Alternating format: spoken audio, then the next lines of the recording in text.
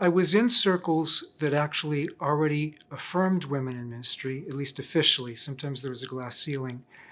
But after a while, found myself more often in circles that didn't affirm women in ministry.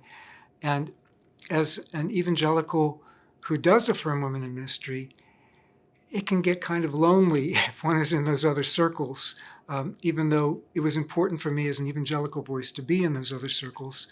So what CBE has done, it's made me feel not alone. It's given me a fellowship of other believers who share the same convictions and the same commitments. It's hard for me to narrow down what is the most compelling argument for equality of men and women in Scripture.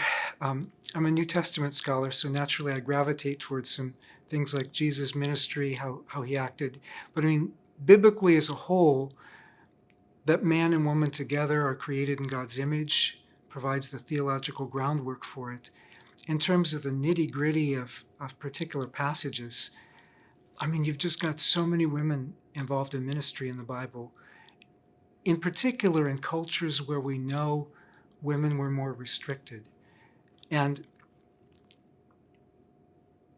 I think when you have mutual submission, framing the household codes in Ephesians, people sometimes look at particulars of the household codes, but they don't look at how it's framed.